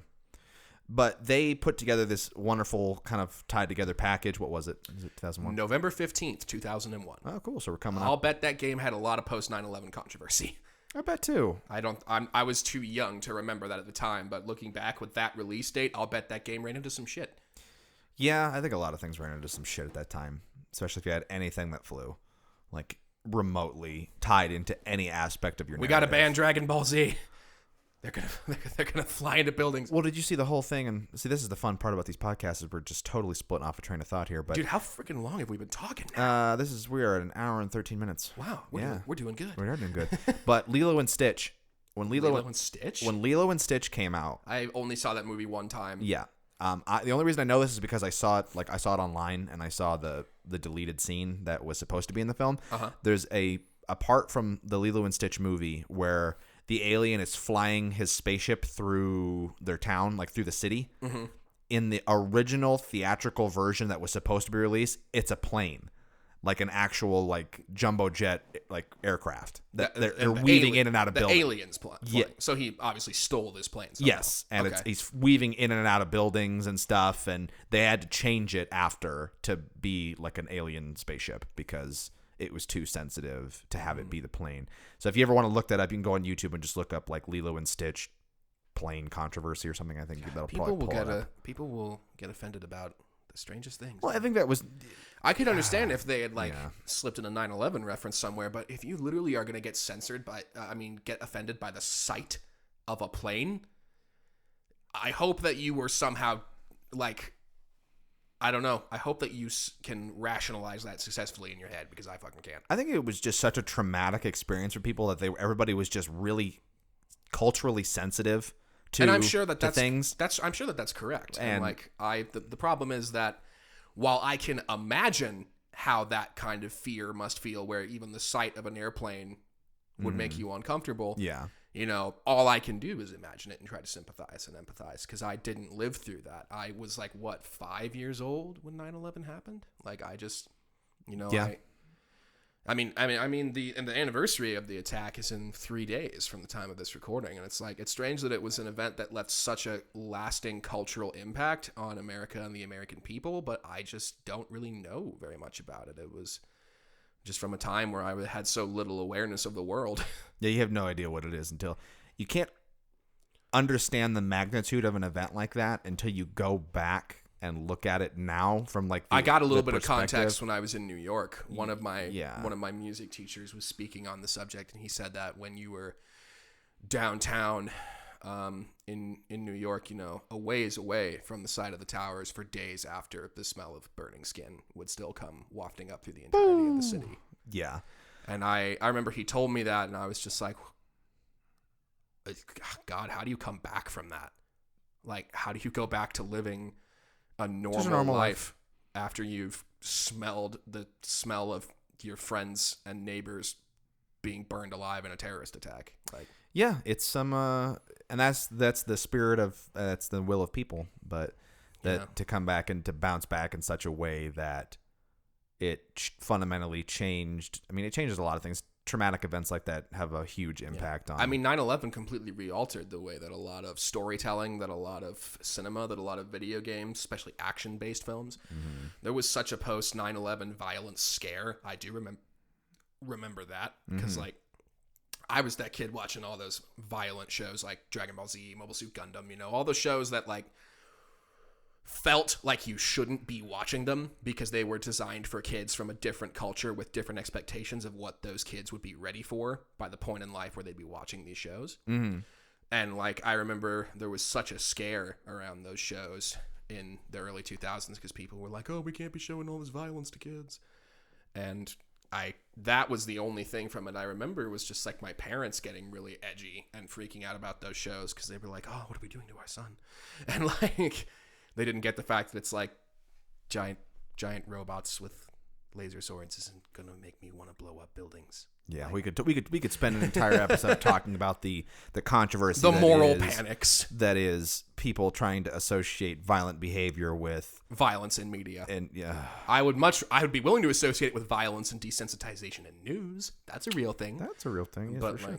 And I think there is like a desensitization in a sense, but not at the scope that people try to. Yeah, I'm getting desensitized to virtually shooting someone in the face, not desensitized to actually shooting someone in the face. Yeah, I've never once in my life played a video game and like killed a character in a level and then wanted to go out into the real world and be like, man, I wonder what that's like in real life. Because I'm not a psychopath. Yeah, and if that's the kind of thought you are having, well, you should probably go see somebody about it. Yeah, like, we're not going to judge you, but like, please get some help. Yeah. Like, don't be afraid. Don't be ashamed of that stuff. Yeah, dude. Like, the shameful thing is not asking for help. Yep.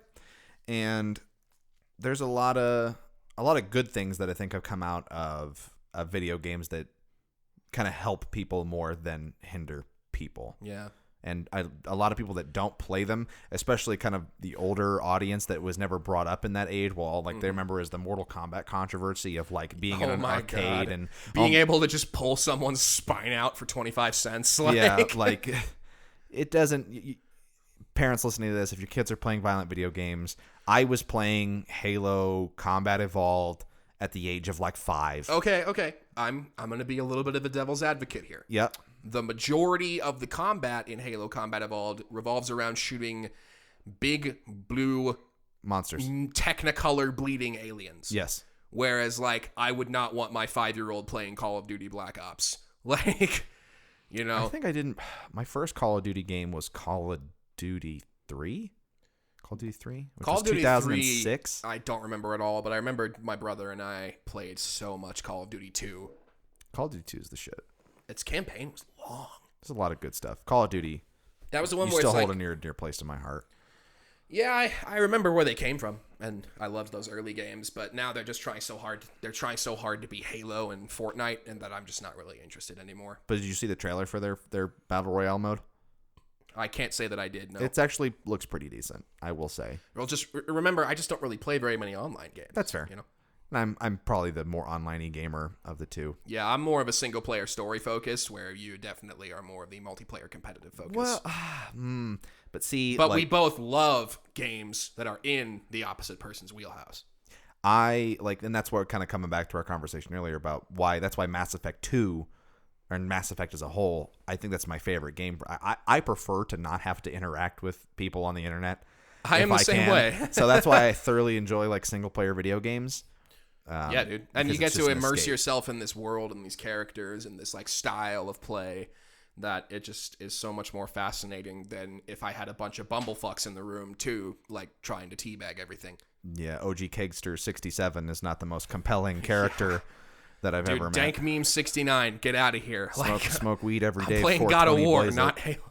I'm fucking like Call of Duty, Modern Warfare 3. No, and those are just dumb fun games, but like that was the beauty of the games like Mass Effect is they took storytelling, and if you've never experienced something like that, it's hard to get into if you've never played video games, but go play an RPG game like Mass Effect. That's the reason that a lot of people don't get into RPGs is they don't get the fact that the time-consuming nature of it and the dialogue and the story and the slower pacing that requires a little bit more patience, they don't get that that's what you're there for. Mm-hmm. That's why it's fun. Whereas, like, most people look at RPGs from the video game donkey approach, the YouTuber, because it's just like, I have absolutely no fucking patience, and I just want to blow stuff up. Yep. And so that's your fun and go. That's what Call of Duty does, the instant satisfaction of I can jump into a game. Whereas Mass Effect, you get to blow some shit up in crazy, beautiful cutscenes and set pieces with a retro, futuristic 80s sci-fi vibe. Soundtrack. All while that shooting and that action gets balanced by really beautiful, immersive storytelling.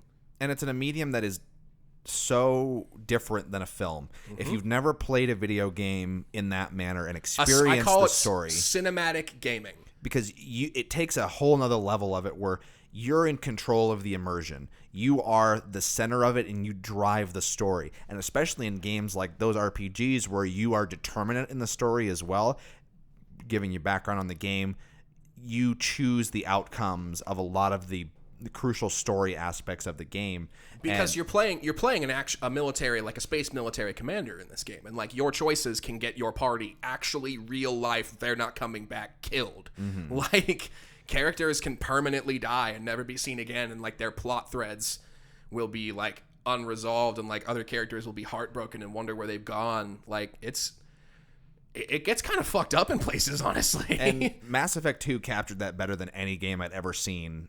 The whole suicide, the entirety of Mass Effect 2 is you literally get brought back from the dead, and you have to travel across the galaxy accumulating a crew of super powerful space killers so that you can run a suicide mission on the most dangerous alien race in the galaxy. And the entire game is just based on this one simple concept that would be a side quest in most other games. Get your crew together and go attack the base. That's like a pre-level 2 side quest. Instead, the entire game is stretched out over this concept of I'm accruing these crew members, and you just go to so many different planets, you see so many different characters, you hear so many different stories.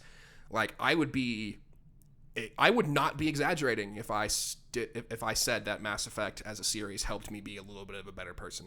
Yeah, because it teaches you like to listen to people's stories, because you never know what they're going to tell you. And especially in Mass Effect 2, because the whole plot of that game coming around the fact that you're trying to collect this crew to go on the suicide mission. Well, a lot of that is based on you have to build relationships with those characters. A lot of these characters, the first time you meet them, they don't fucking trust you. No, and each they don't character like has you. a dedicated side mission that unlocks when you spend enough time with them, where you go to a world and do a loyalty mission that like ties into that character's backstory very specifically. Maybe you help them go find a long lost family member. Maybe you help them finish the mission that they never could. And like whether you succeed or fail determines whether this character is loyal to you or not. And their loyalty level has a direct relation to how likely they are to survive the final suicide mission. And the relationships that you build with these characters are like real they're like a real relationship with people. They're like actual people. And considering I have plenty of friends in real life, Yes. I don't feel embarrassed saying that these characters felt like my friends. Like, No. being able to relate to fictional characters doesn't mean you don't have a life. It means you have the potential to have a really good one because you can empathize with anybody, even someone who isn't real. Yes. And So, like, shout out to BioWare for creating some of the most relatable characters of all time. who were green fucking aliens. Like Garrus Vakarian probably is the OG in terms of people I care about. In terms like Garrus Vakarian, man, what a great character. yeah, I'll name my son Garrus. My son Please don't get your son beat up in school, man. Just name him Jake. Like, I would kick Jake's ass more than I'd kick Garrus's ass. I'd be like, oh fuck that kid. No, I gotta name him something edgy nowadays. I'm going back to the like culture with a K or Blue Ivy. fucking hell, dude. Like, I don't know, man. I don't think I could ever give my kids that kind of name if I had kids, because it's like, I don't want you to have to, like, make all those kinds of explanations about why you have a weird fucking pop culture name every time you're taking roll call. Like, It's true. I don't want to get you beat up. No. So, future But kids. looping back around to ways here. Yes. You want to know what makes some of those cinematic gaming experiences so interesting? The music. The music. Oh, see how that comes full circle, ladies and gentlemen. Everything comes back here in the end. Yes, it does. Like, cinematic gaming, I think, would be very boring and tedious if it didn't have a lot of the atmospheric things that it does. Martin O'Donnell. Is it Martin O'Donnell or Connell? Marty O'Donnell, yeah. He Does the Halo he music. Gox. And he also did the main theme and some of the music for Destiny 1 before there was a big Kerfuffle. legal kerfuffle. Like, they didn't pay the guy. But like one that comes to mind for me is Nobuo Uematsu, who's the composer for the Final Fantasy games. Okay. And some of those tracks are so iconic that people that have never even fucking played video games have heard them. Like the fucking One Winged Angel song. Like, everybody knows that track. You're not wrong, and if you haven't, go look it up. It's the best final boss villain theme, like, from that era of gaming by far. Music as a whole has great importance, I think, even just from, we'll tie it back into here, something more relatable for people that don't play video games. Movies. A lot of really great movies are not as good as they could be if they don't have the scores that they do. A prime example of that is the Star Wars prequel trilogy. Yep. Those movies are not good. But with the soundtrack that they have, the soundtrack does so much of the emotional and plot heavy lifting that the actors and the writing can't do. Because there are scenes in there where, like, the setup is so bad and the acting is so bad, but the music still tells you exactly how these characters feel and exactly what's going on in a fantastic way. Like, Duel of the Fates, the song from the Darth Maul battle in Episode 1, is a better track than a movie like Episode 1 has any business having. They took one of the best pieces of cinematic movie music and wasted it on Star Wars Episode 1. Duel of the Fates is... Oh, man. Or you come back to movies like The Dark Knight, and I think Hans Zimmer did the scores of those films. Zimmer. And he crushes. Inception, I've seen him live. And I would kill to see him live. Let me tell you, it was a great show. But his music career has been huge. I mean, he did everything from Driving Miss Daisy to the Robert Downey Jr. Sherlock Holmes. Like, Inception, Interstellar. There's a lot of really good things that have come out of music, and they just add. And I think that's why we could spend a whole hour and almost a half here talking about how great it is and how influential in games, mediums and creative things as a whole. Just how important they can be to enjoy those experiences and why it's so fun to do something like this. Again, we're creating a medium that is something that you can listen to, and we're not, consumable media. Yes. We're not putting out music yet. Maybe someday. We don't know. We've got some pretty sweet mics here. We could put out some sweet diss tracks. Some sweet diss. I mean, I got some people on a list that I could just lay out. Oh yeah, who are they? Dave from Spanish class? Guy Fieri. Oh, Guy Fieri? Come on, man. Don't fuck with Guy Fieri. He's the mayor of Flavortown. Like, come on. Guy Fieri and Jeff Goldblum are sacred, man. You can't fuck with them. That's true. Jeff Goldblum is a national treasure. Did you see the Hot Ones with Jeff Goldblum? I have not yet. It's like 30 minutes long because he's just so fucking weird. Oh, yes. Like, I realized that Jeff Goldblum was not acting when he was the Grandmaster in Thor Ragnarok. It was just Dan. He just, like, walked on set and started being Jeff Goldblum. And everyone's like, oh, holy shit. I read an interview with that where the director was actually like, Taika Waititi was like, hey, you need to be more Jeff Goldblum with this. And like, that's a beautiful thing to hear. And with that, I think that's a good thing to segue into, because we're talking about things we've seen and heard lately. Ah, yes. We can talk about our favorite things of the week. Kyle, would you like to start off this week? Sure. I'll All go right. first. So what are the 3 criteria again? Things that you've seen, so whether it be a movie, video, or piece of art, Okay. something you've heard, music, podcast, song, whatever, and then something you've read, like an article or a book. Something I've read, like an article or a book. Okay. Something I've read. That's the hardest one. Yeah, just because I don't read as much as I'd like to. Yeah, man, I need to get back into it. I'm still working on Sharp Objects. Still need to finish that. I am also getting back into currently Stephen King's The Dark Tower series. I've tried to finish it like 3 times, but I just always put it down for something else. Same. It's not that I don't want to read it; I just forget. Like, yeah. I got like 4 books I'm juggling. So yeah. So I'm in that boat right now. Things that I've listened to besides Kamikaze being hype as fuck. I'm trying to think, what have I been jamming to? Ooh. Okay, I've got a good one. Okay. So, as you guys know by now, I am into very strange and experimental metal. I love the weird shit. There's this band that if you are into any kind of extreme metal, you should check out. They're called Imperial Triumphant, and they just put out an album called Vile Luxury. It is avant-garde jazz technical death metal. I am dead serious. That is the actual genre. Holy shit. And the album Vile Luxury is a concept album about the opulence and depravity of New York City. And it has a lot of that weird film noir jazz avant-garde sound in it with the death metal. Ooh. And there are some sections in there in terms of the guitar and the vocals that are so nasty and so dirt down, crazy experimental that I feel like they didn't even put them in there to be musical. They put them in there to be fucking gnarly. And there's like sometimes the vocalist just sounds like a demon from hell. And it's pretty sweet. And then one thing I've seen this week that I have had a very positive experience with would actually be, this may be a little bit more of a niche one out there, but if any of you guys grew up watching Dragon Ball Z like I did, there's a hilarious online channel on YouTube called Team 4-Star that does an abridged parody of Dragon Ball Z where they just redub over the voices and make the whole thing the delightful piss take that it always was. And they have just gotten to the culmination of one of the best arcs in Dragon Ball Z, the Cell Saga, and they've just started done the second of their 3-part hour-long finale.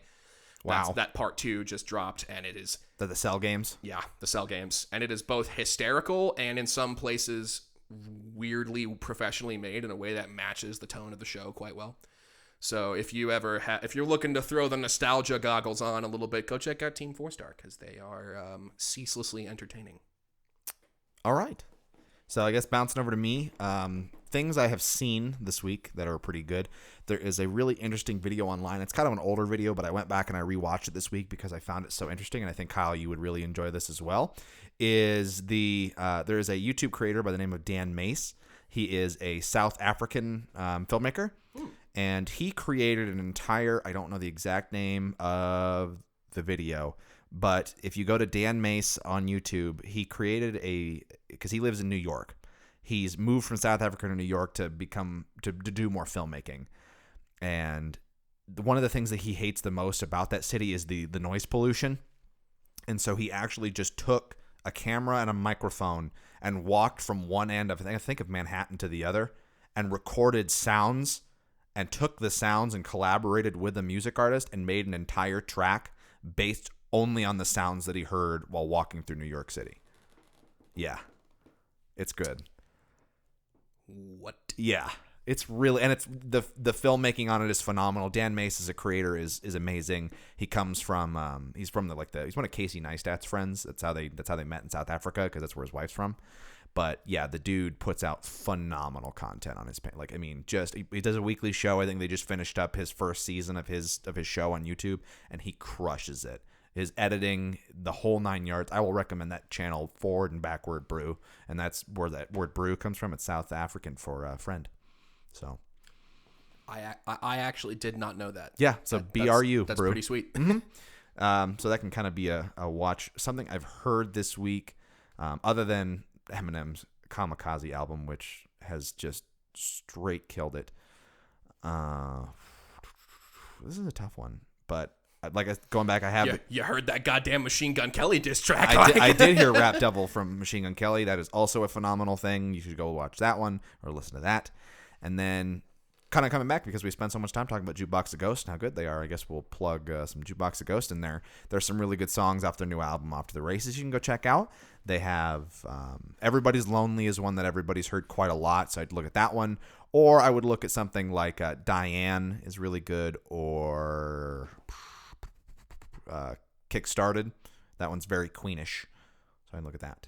Book-wise, or something I have read this week, I started touching back into the astrophysicists, or people for, Astrophysics in for People in a Hurry. Hurry. Started looking at that a little bit again. Neil deGrasse Tyson. Neil deGrasse Tyson, everybody. But there's also an interesting book, and I don't remember the artist off the top of my head, and I was just reading some excerpts from it. It's called Oil to Salt, which is a very interesting take on the way that they feel that the future of oil and like natural gases will go. It compares it a lot to the way that the salt industry used to be a couple hundred years ago, where if you could, essentially wars were fought over people's salt reserves, because if you couldn't have salt, you couldn't preserve food. Yeah, you would die. Yeah. So we treated it as this luxury back then of this huge hot commodity, and now we can literally buy it anywhere, and it's in everything.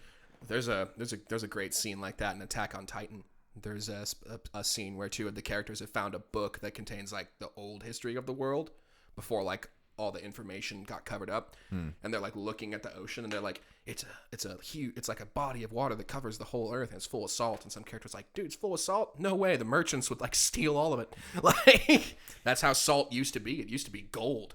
So it's an interesting take if you want to check that out. It's kind of a cool segue into trying to talk about the future of resources and how we're going to change the scope of natural gas. And because I mean, I'm a very big advocate for alternative energy. Yeah, you and I both. I understand why it's so hard for people to give up. Like, I get it, because it's what everybody's used to, and it's also because it's the industry that's bought and sold and paid for by the lobbyists. Yep. So and people don't want to let go of it because it's so entrenched in American business. And a lot of people that work in that field, kudos to you. That's a tough fucking job, and keep your grind up. Like, yeah, dude, my dad worked in the goddamn oil fields when he was young, and that is some rough shit. So, and if anybody of you are listening or out there and you're doing it, please keep doing what you're doing. Yeah, but man, also, we don't blame any of the problems of like oil and natural gases effects on the climate of the world on you. You've got kids to feed. You've got a job to do, and we respect you for that. Yep. Like, if we ever talk about climate change or anything like that on this show, know that we're not insulting you or your work. We're just talking about problems. It's big picture stuff, so, and you know, because like, that's back-breaking work, and it takes a strong fucking spirit to be able to do it. Like, I couldn't do it. I couldn't do it, man. I am weak-willed. Like, truth. So, on that note, I think that's a good point to wrap it up. Me being weak-willed. Yes, as we all are. But once again, kind of circling back full circle, bigger circle within circles, a lot of circles in this episode, was... What's that line from True Detective, Time's a Flat Circle? Yes. Yeah. Great show. Oh my God. Except season 2. Season 2 is kind of meh. Excited for season 3. But you can check this podcast out on many streaming services. Go ahead and look us up on YouTube. Subscribe there. It's an easy way to get notifications. A little bell icon. You can go ahead and click that sucker down there, and I'll let you know anytime a video gets published. That's a great option. Spotify, you can find us on there as well. Apple Podcasts, if you're into that, you can go ahead and download that and throw it on your iPhone or your iPod if people still use those. I don't know if they do. Additionally, I think the iPod actually got discontinued. I think it did too. But I think people still own them. So if you continue to own like an iPod Touch, and you're part of the resistance. Congratulations. You're doing good things.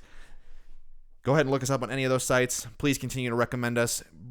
Positive feedback. You can send us messages on... And honestly, negative feedback too. Yes. Because like, I feel like this episode overall, in terms of our conversation flow and what we were discussing, was a lot stronger. Yes. And the only reason that we can make those kinds of creative changes is when you guys tell us what you want to hear and what you want to see us do better. Yeah, so just go ahead and shoot us a message on Instagram, once again, at Decompression Session. That's the handle on there. Link to the Patreon page is on there if you want to be so kind and throw some money at this awesome project. We're looking to do a lot more than just create awesome content. We want to build a really cool community with you guys, and that allows us an amazing opportunity if you can go ahead and contribute. And you'll be putting forth money that is well spent in terms of helping to develop an amazing project. And thank you in advance if you are one of those people. Seriously, Mom, we appreciate you so much. To our friend overseas, Carl, who dropped a pretty significant amount in our GoFundMe. You're a fucking G. And shout out to the people all across the world that are listening right now. All 40 of you. and I say that because we were streamed in South Korea. So we were streamed in South Korea. So now that's pretty cool. My South Korean homies, and you know who you are, dude. I don't know who you are out there in South Korea, but I love you. Keep on keeping on. You complete me. And I'll try to get the notes in here so you can go ahead and skip through this and kind of watch around. Yeah, maybe you're not interested in our fucking gaming nerd talk. Yeah, you can just want to hear about fast the forward tunes. that, but I will drop in the Olsen twin joke in there in case anybody wants to skip right to Please the don't conspiracy make me theories. fucking cry laughing like that again on live. Anyway, it's been great, everybody. Until next time, we'll see you next week. Space Force coming up. Get excited. Space Force. The final frontier. And with that, we are out, everybody. I've been Nick. And I've been Kyle. And we'll see you next week. Bye-bye.